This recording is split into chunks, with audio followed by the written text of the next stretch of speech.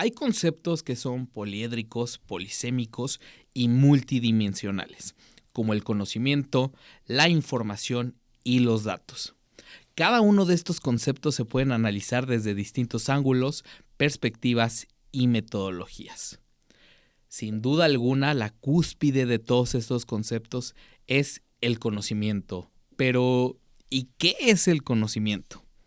Es la combinación de experiencia, valores, información contextual y discernimiento proporcionado en un marco para la evaluación y asimilación de la nueva información. Esto en una definición de Nonaka y Takeuchi. Después tenemos lo que forma el conocimiento, esas pequeñas células que se unen para formar el conocimiento y que es el objeto de estudio de los bibliotecarios como tal, que es la información. La información es el conjunto de datos. Teniendo el conjunto de datos, tenemos a como la célula madre que hace que se forme la información y posteriormente el conocimiento. Entonces, los datos son la unidad esencial, es esa molécula que es el origen de todos. El día de hoy vamos a explorar a profundidad los datos y su aplicación en la era digital a través de elementos como el Big Data, la bibliometría y los Data Lab. Soy Jorge Peña, su anfitrión, y soy el bibliotecario. El día de hoy estoy muy contento porque tenemos a un referente en la era digital, la tecnología, el análisis de redes sociales y un influencer nato. Él es Philip Villanueva. ¿Cómo estás, Philip? Bienvenido a El Bibliotecario. Hola, Jorge, muchas gracias. Estoy muy emocionado, muy agradecido por estar aquí en El Bibliotecario. Hoy tenemos un tema sumamente importante, muy interesante, como es los datos, el conocimiento, la inteligencia, todo esto que conlleva lo que son los data labs. Entonces, pues, ¿qué son los datos? ¿Por qué son esenciales, Jorge? Te platico. Sí. Para entrar en materia, investigué un poco sobre la importancia de estos datos. Sí. Hay que definir este concepto. Un dato es una representación simbólica. ¿Esto qué significa? Que puede ser un número, que puede ser alfabética, que puede ser algorítmica, que puede ser espacial. ¿Esto de qué? De un atributo o alguna variable que describe un hecho, un objeto o una entidad. Sin duda alguna, los datos son la base para formar todo el conocimiento que existe y además analizarlos nos va a permitir pues tener un análisis, una predicción, un diagnóstico y pues la optimización de la información y el conocimiento en diferentes disciplinas. El estudiar los datos va más allá de la información y el conocimiento, se transforma en la bibliometría. ¿Qué es la bibliometría? Lo escuchamos constantemente, Felipe, en bibliotecas, en áreas sociales, escuchamos todo lo que está relacionado con Netflix, Google, donde hay datos masivos y se estudia todos estos datos a través de la bibliometría. Pero, ¿qué es este concepto? Muy interesante que comentes esta parte, Jorge. Te digo, la bibliometría es la disciplina que estudia los patrones de la publicidad científica, cuantificando la producción de conocimiento a través de indicadores como el número de citas y la coautoría. ¿Y esto por qué es importante, Jorge? Te cuento algo interesante sobre la bibliometría. Es que gracias a la bibliometría se puede tener el estándar sobre las universidades. ¿Sabías eso? No lo sabía, pero he visto que con este análisis de datos se puede medir qué es lo que más compra la gente, qué es lo que estudia, por quién votó. Aquí el ITESO el ITESO aquí en Guadalajara hizo un interesante estudio de datos para saber por quién iba a votar la gente. Entonces, pues nos ayudan los datos al final del día, son predictivos y creo que estamos en la época de estudiar datos porque los tenemos masivamente y por todos lados. Eso es muy importante lo que comentas, datos, información, está en cualquier lado. Pero ahora, ¿quiénes fueron las personas claves o los exponentes que dieron el punto a esto de la bibliometría?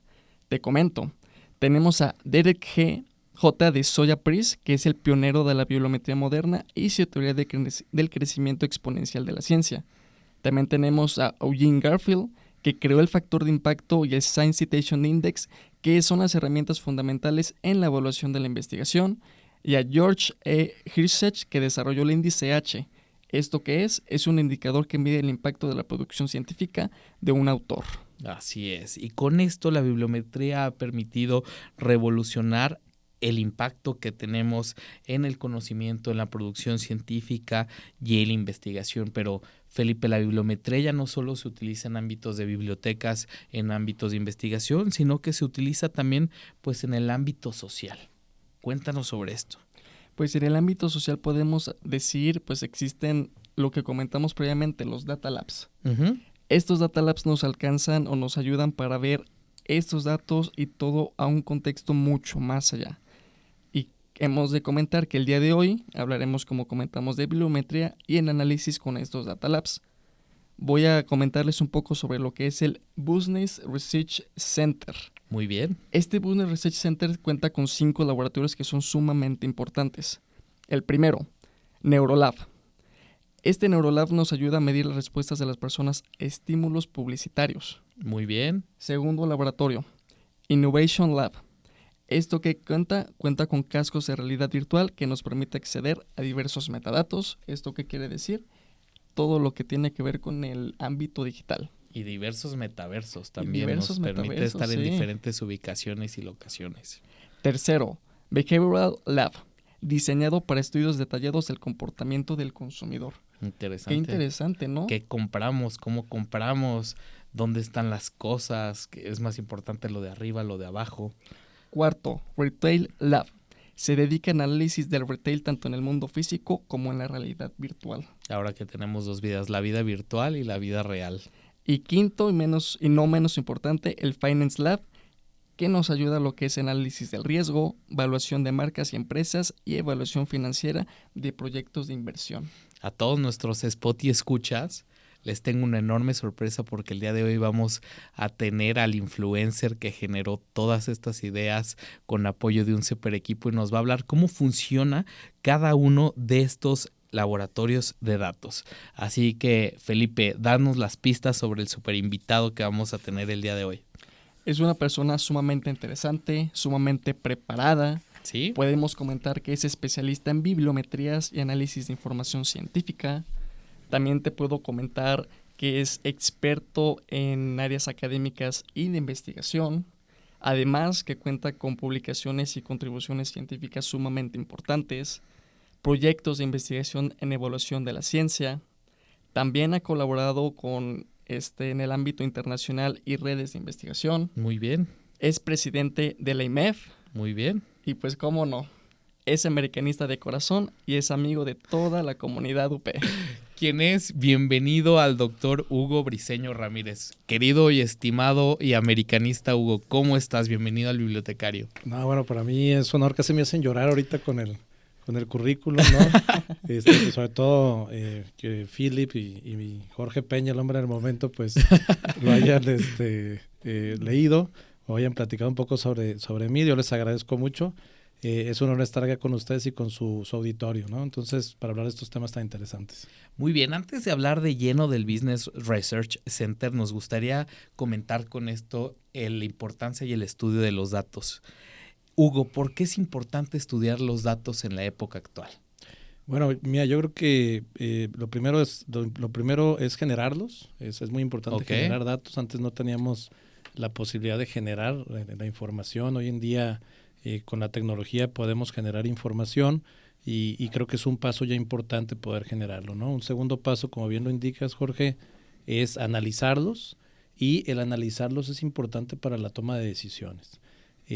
Número 1, para medir el desempeño, y número 2, para pronosticar el desempeño y para poder tomar decisiones. Entonces, análisis de datos igual a mejor toma de decisiones, creo yo. Y la parte importante de la generación, porque también generar datos es importante. ¿Qué datos requieres? Si los datos que vas a tener te van a funcionar, sí o no. Yo ponía ejemplos de análisis de datos que he visto en cuestiones de salud, el mismo Google, Netflix, qué es lo que está buscando la gente. Pero tú, a través del Business Research Center, pues han desarrollado algunas cosas. Platícanos sobre estos laboratorios, sobre el Neurolab. Hablemos primero. Bueno, fíjate que el Neurolab es sumamente interesante. Nosotros podemos descubrir lo que la gente opina de un tema a través de preguntarle, a través de una encuesta de opinión, lo que opinan o valga la redundancia, de algún tema, ¿no?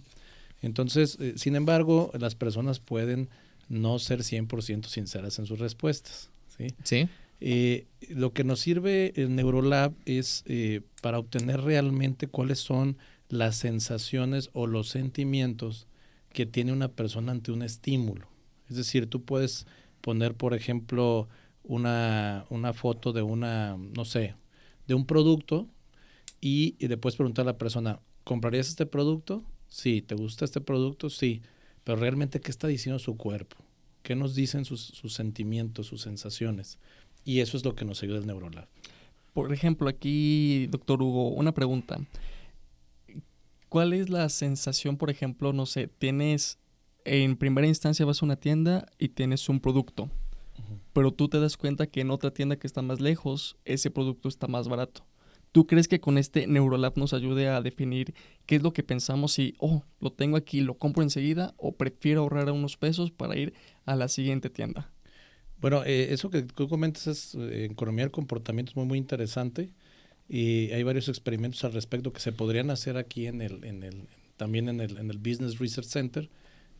Sin embargo, nosotros más bien nos enfocamos a medir algunas biométricos a través de ciertos biosensores al ver tú un estímulo, ¿no? Les platico un poco. Latidos, todo eso. Exacto, bueno, puede ser latidos. Miren, les platico, tenemos cinco o seis biosensores. El primero de ellos le llamamos Eye Tracker, ¿no? ¿Qué es el Eye Tracker? El Eye Tracker nos sirve para el seguimiento ocular. Nos sirve para poder analizar hacia dónde están observando las personas. Esto nos es útil, por ejemplo, en el análisis de retail, es útil en el análisis de una página de internet, es útil en la evaluación de un empaque comercial, es útil en el recorrido que hace una persona en algún lugar. Sí, claro. ¿Hacia dónde está mirando? ¿Realmente está mirando hacia el punto que nos interesa que mire? Para analizar un logo, una marca, etcétera. Claro. Ese sería el primero de ellos. Eye Tracker. Tenemos el Eye Tracker tanto fijo como móvil. El fijo, como su nombre lo indica, está en una pantalla. Ponemos el estímulo y medimos hacia dónde la persona está observando. Y tenemos el móvil. El móvil son unos lentes que podemos llevarnos a un centro comercial o a la calle, a cualquier lugar, ¿no? Nos sirve para ver si la persona, si la persona está observando un punto de interés o si la persona está poniendo atención o no. Podemos detectar la dilatación de la pupila, sobre todo en el Eye Tracker fijo. Y cuando tenemos una muestra, vamos a suponer que tenemos una muestra de 30 personas, podemos observar mapas de calor y podemos observar a dónde la mayoría de la gente estuvo mirando el estímulo. Ese sería el primero, el Eye Tracker. Wow. Oye, y aparte todo lo que se puede estudiar, me imagino que esto va más al ámbito comercial, pero yo ahorita me imagino cuando estás viendo tu celular, no sé, el movimiento que va a tener los ojos, en dónde te quedas, qué es lo que más lees, en una página de gobierno, dónde estancas tu vista o hacia qué puntos vas. Sí, mira, tradicionalmente este tipo de biosensores se han utilizado mucho en el tema de la mercadotecnia. Sin embargo, y es algo que queremos también impulsar desde en la Universidad Panamericana, llevarlo a otras realidades. Claro. Ahí está la biblioteca, es tu laboratorio de experimentos. No, pues excelente. No, sería buenísimo hacer un experimento ahí. Se puede hacer también en la calle, en cualquier lugar. Analizar políticas públicas, analizar temas incluso financieros, ¿no? Si realmente, no sé, el ticker de una acción impacta en que inviertes o no en una cierta empresa. En fin, pero ese es el Eye Tracker. ¿Quieren que les platique los otros? Sí, claro. Bueno, tenemos otro que a mí me encanta, que se llama el GSR. Es la respuesta galvánica de la piel. Wow. ¿En qué consiste eso? Son unos sensores que se colocan en los dedos. Sí. Y podemos detectar los picos de sudor que tiene una persona al recibir un estímulo. Ok. Entonces, por ejemplo, yo le voy a la América, como dijeron, ¿no? Entonces, si por ejemplo a mí me pones el gol de Richard Sánchez, que ya se fue a Racing, desafortunadamente ya dejó el América, estamos muy tristes por esa situación. Si ahorita me lo pusieras, habría pico de sudor. pero no necesariamente por algo positivo. El pico de sudor puede venir por algo positivo o algo negativo. Ahorita vamos a ver la valencia, cómo la medimos, que es otro. Ok. Pero el pico de sudor, por ejemplo, puede aparecer si tú me pones una imagen o el himno de la América. Entonces voy a empezar a tener picos de sudor en la piel.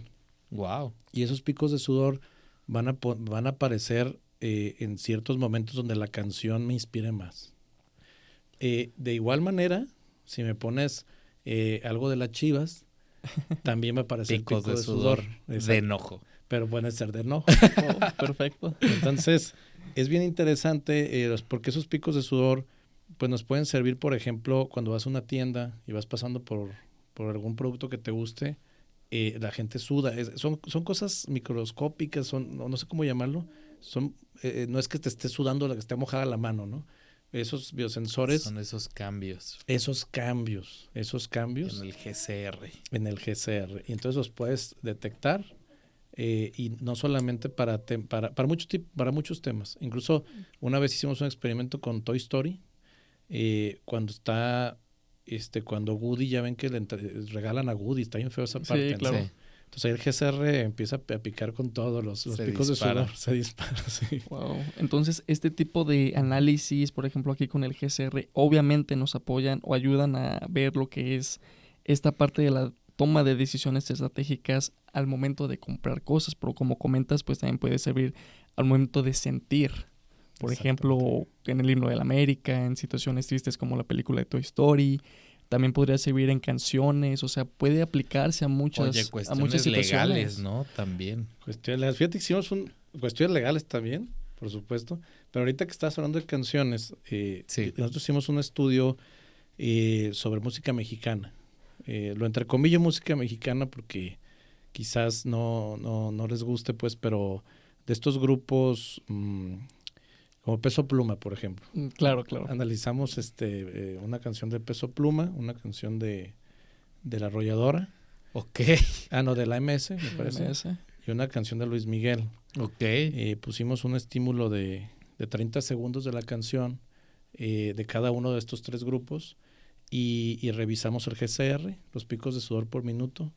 Analizamos el medidor de microexpresiones faciales, que no les he platicado, si quieres te les platico. Sí, claro.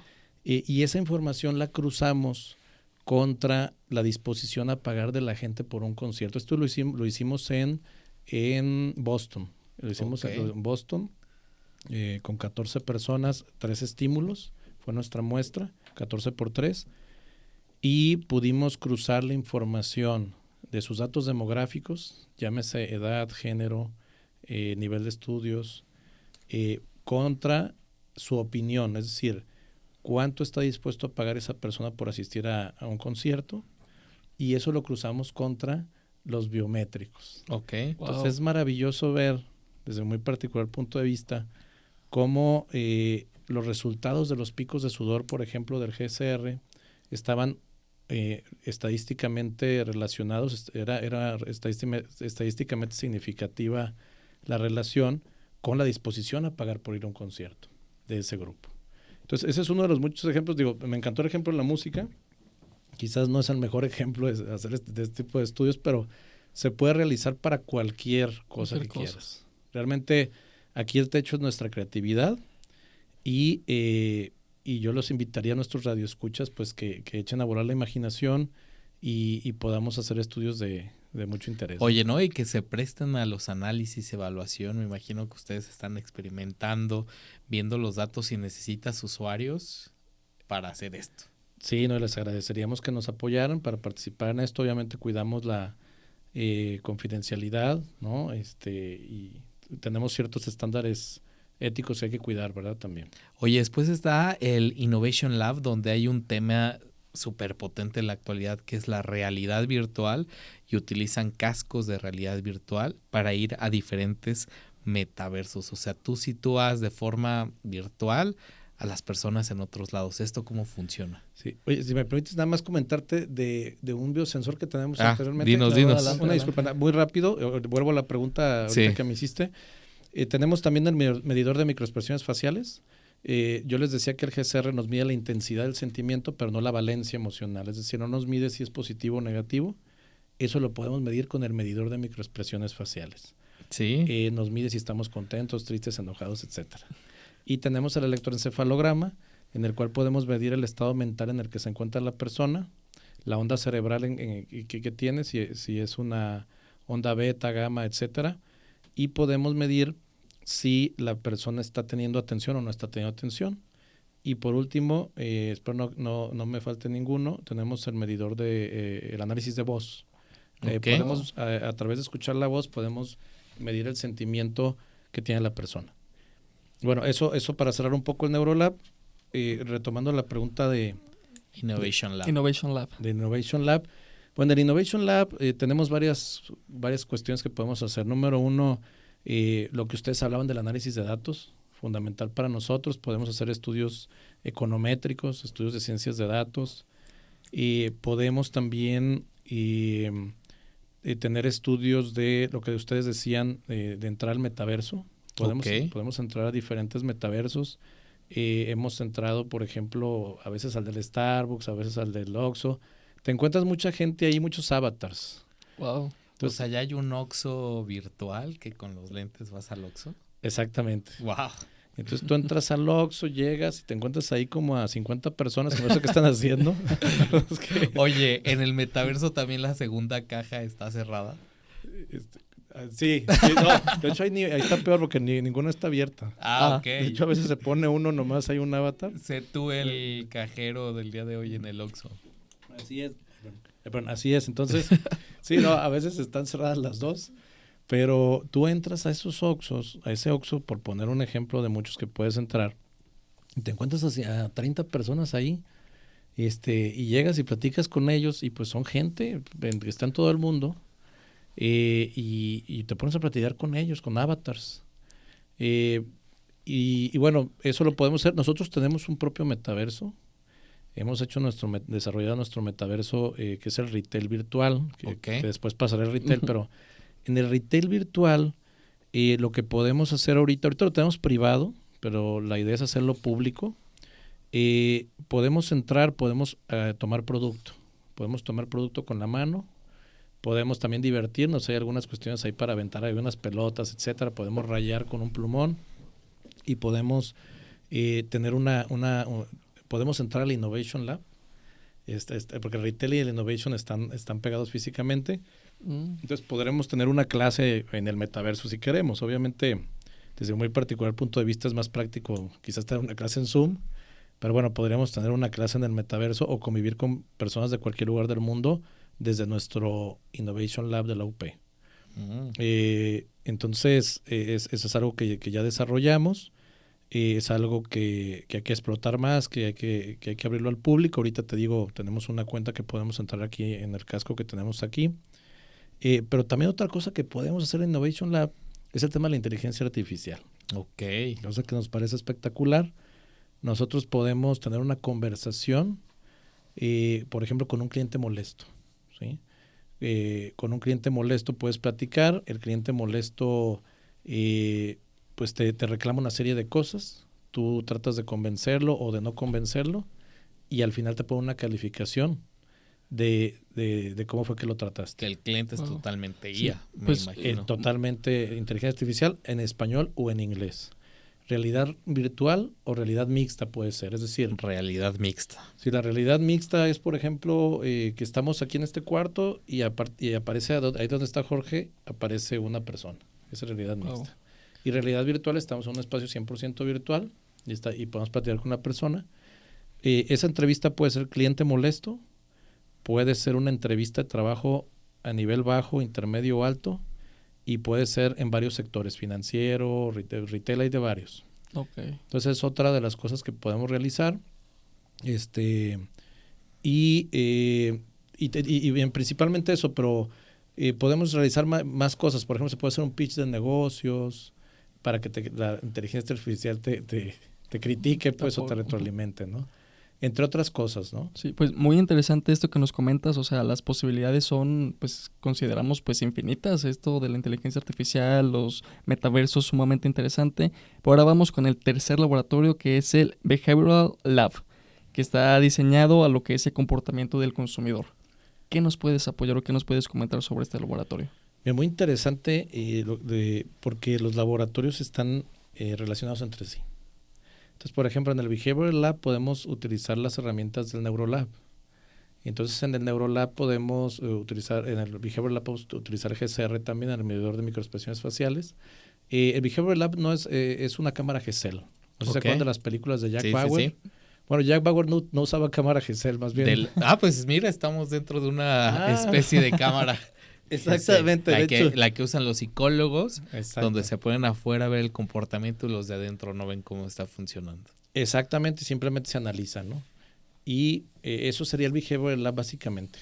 No sé si el Retail Lab ya no lo hemos tratado, ¿verdad? No, ¿de qué trata este laboratorio? Mira, el Retail Lab es un espacio donde simulamos una tienda. Tenemos 5 tipos de retail: calzado, ropa, producto de belleza, producto de impulso y abarrote. Podemos utilizar también las herramientas de NeuroLab. Podemos utilizar GCR, podemos utilizar Eye Tracker móvil. Entonces, aparte del retail virtual que les dije, tenemos este retail físico.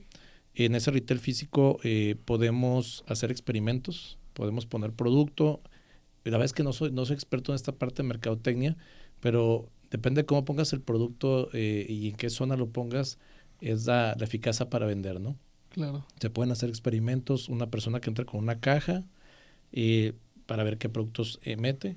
Tenemos una especie de cámara GCR en el Innovation Lab también, me explico. Bajamos unas cortinillas en el Innovation Lab y tenemos 4 cámaras que nos están mostrando todo lo que pasa en el Retail Lab. Entonces podemos analizar en tiempo real lo que está sucediendo con el comportamiento del consumidor en el retail. Wow.